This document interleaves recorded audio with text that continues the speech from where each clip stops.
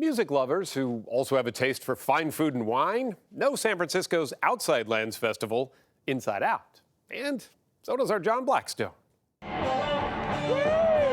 Like other summer music festivals, there's plenty of music at Outside Lands in San Francisco. Headliners last year were The Who and Metallica.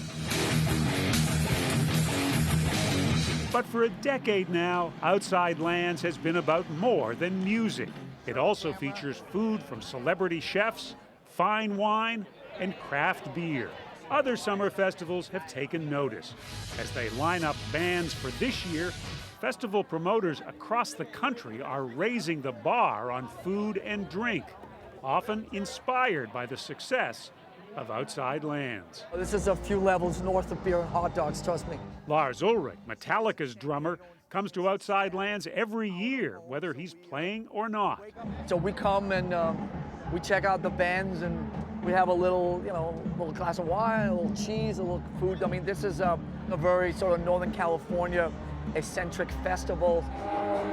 It all happens in the meadows and forests of San Francisco's Golden Gate Park. The Haight-Ashbury is just on the other side of the park.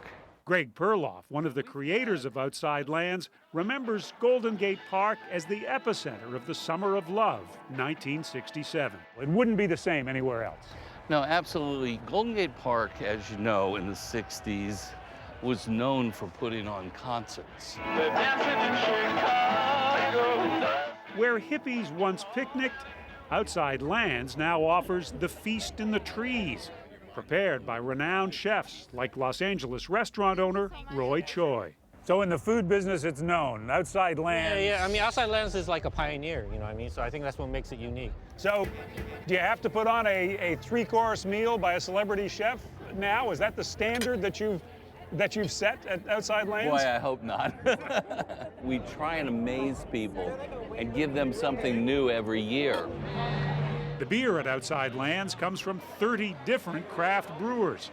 For wineries, securing a booth here is a coveted honor. I get a kind of a tropical stone fruit. Peter Eastlake is the curator of wine for Outside Lands. What other music festival has that? What's it like now when you go out to recruit winemakers to come here? Managing the disappointment, because most wineries want to come and be a part of Outside Lands. Food and music share the stage at Outside Lands Gastro Magic, where rapper Big Frida invites the uninhibited to bounce for beignets. There are beignets as well, where Evan Rich of the Michelin-awarded restaurant Rich Table serves them as only a Michelin-awarded restaurant would. It's like a beignet batter that we toss with dry porcini powder and serve with a raclette cheese sauce. It's the fanciest thing at the festival, you know? In all, 81 restaurants provide a selection of some of the best food the San Francisco region has to offer, from gourmet burgers served at Marlowe to the fresh morning buns at Tartine, a now internationally recognized bakery. Even the festival's producers and co-founders, Rick Farman and Alan Scott, sometimes have to choose between eating and listening. I see music in between eating meals here. My advice is definitely when you go with friends and you split food items. You can try everything.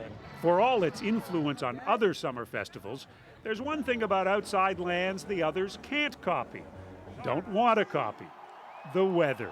San Francisco's summers are famously foggy and cool. I always tell people we have free air conditioning here. I mean, so many of the other summer festivals, it's really hot.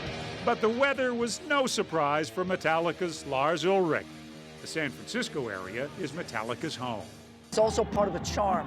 When the lights come on in a few hours and the beams are going up through the mist, I mean, it's real atmospheric and super cool. And I'll tell you, we've played every single festival on this beautiful planet, and this is one of the absolute top 5, I would say.